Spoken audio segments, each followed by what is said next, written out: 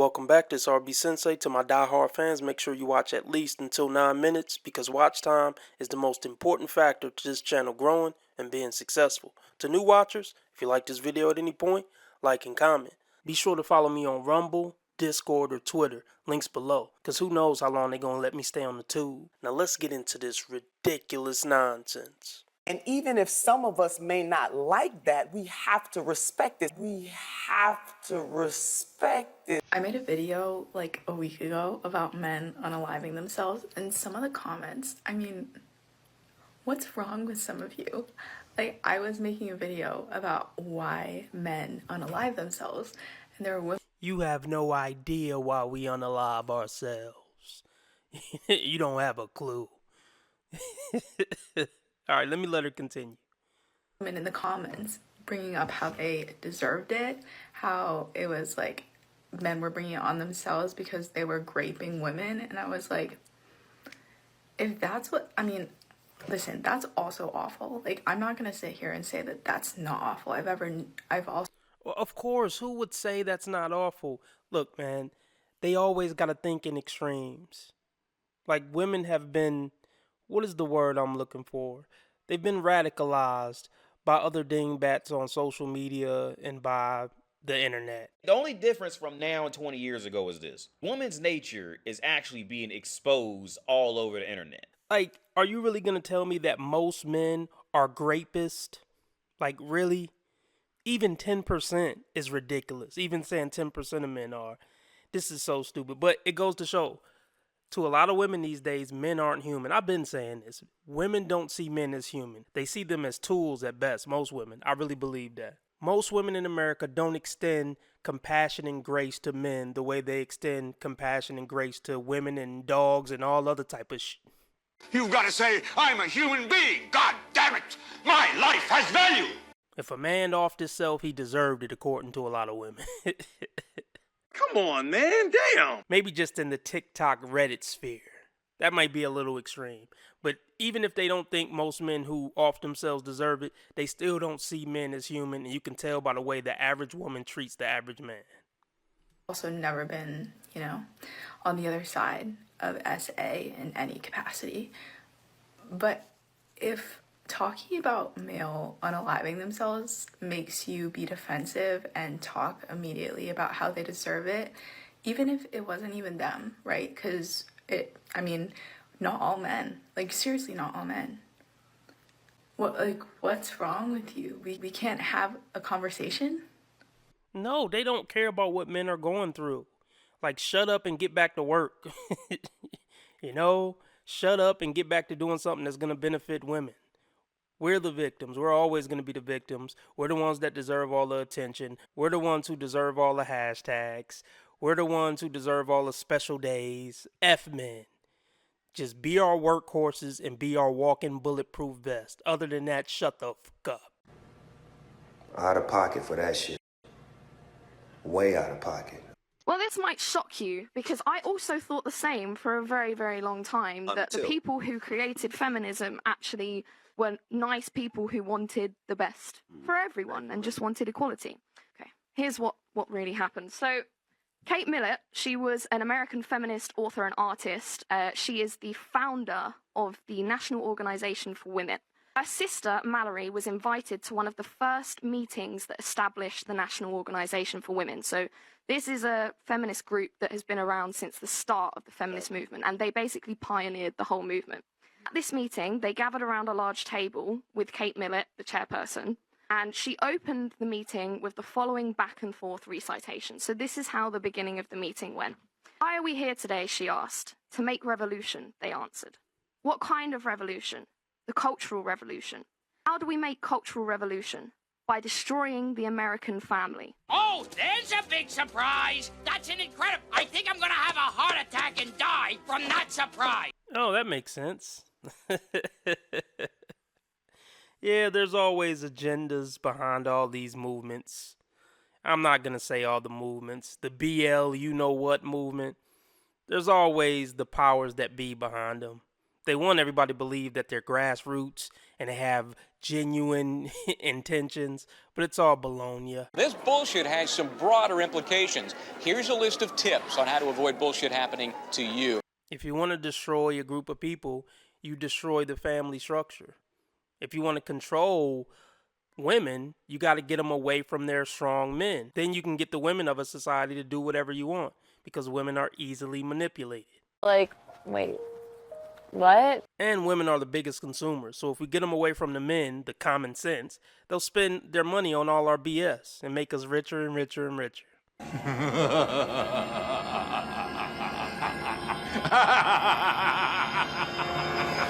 How do we destroy the family?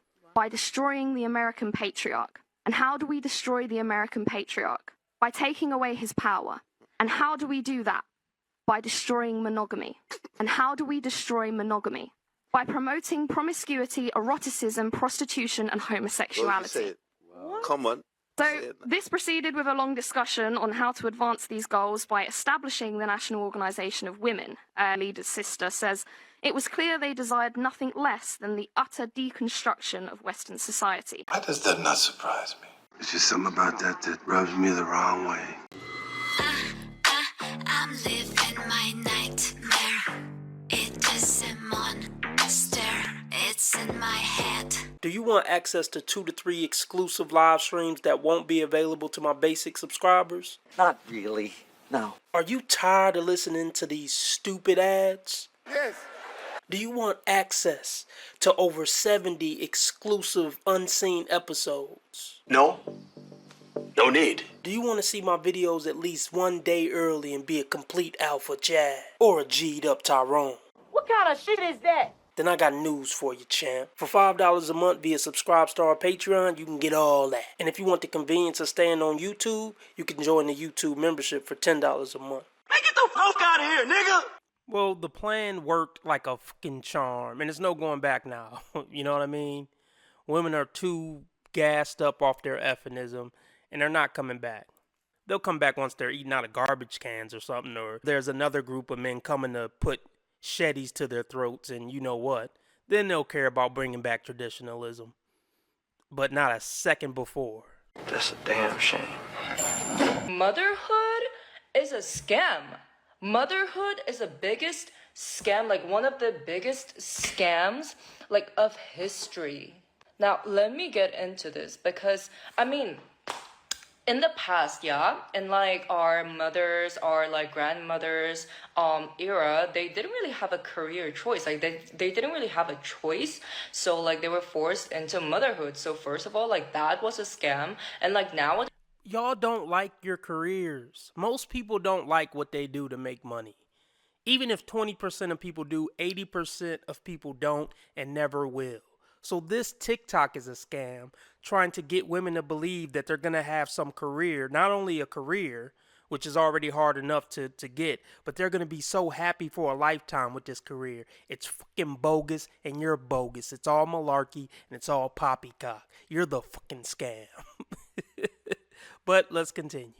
Nowadays, it's kind of a scam because motherhood was just like so expected of women, and like nobody really told women, and like nobody really gave like little girls a proper education of what can actually happen when you become a mother, when you become pregnant, and you know, basically when you decide to participate in like this reproductive thing. You just saying anything now, ho. I'm starting to think almost 98% of women are retarded. It's truly astounding what women can get away with just because they have a certain shape of eyebrows, long straight hair, and she's just not fat. It's amazing what they can get away with.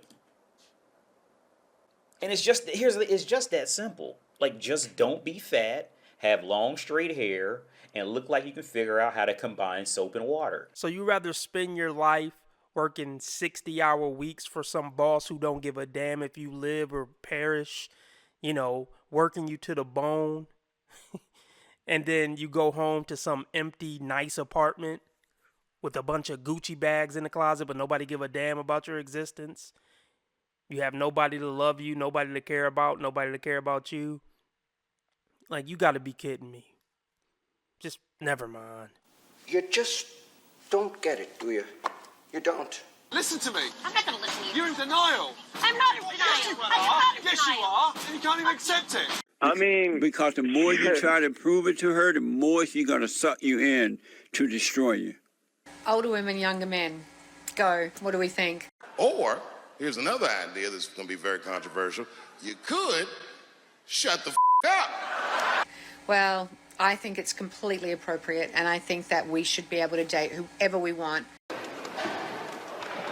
Okay. What a coinky dink that some old bitch is saying that. You know, you just got to pay attention to who's saying something. It ain't just about what they're saying. It's about who's saying it and why are they saying it. And is it a coinky dink that they're saying it? You don't have any other choice but to date younger men. It's not because you just think it's such a great concept. You don't know that. It's all you're left with, because men your age know better. They've been there and done that. All you're doing is manipulating young men with bedroom fun. But it's only going to work for a certain period of time. So, hey, knock yourself out. Are you a little desperate there, Grandma? This isn't a long-term solution to you being horrible to be around. Nice eyewear. I got a message the other day from a friend, actually more of an acquaintance, messaging me, asking me about the Tinder neighbour. He said, but why? Why are you bothering? I get that you act young, but why are you bothering? He's just after like a sexual thing. And Good call. Bingo, everybody knows it. It's not just toxic RP guys like myself. It's not just misogynist like myself. It's clear as fucking day. Do you really feel comfortable taking some, I don't know, 28-year-old to the picnic, to Thanksgiving, to Christmas? Are you really going to be able to walk in with your head high? Man, hell no! You damn creep. You predator. God, you're sick. I don't act young. I have a young energy. I love life. I embrace things. I say yes to everything. I love adventure. I'm spontaneous. I'm not a 56-year-old old nana. Oh, even doing my washing. See? House proud as well. But I forgot what I was going to say. Thank you, Jesus! Even though I got my own CD.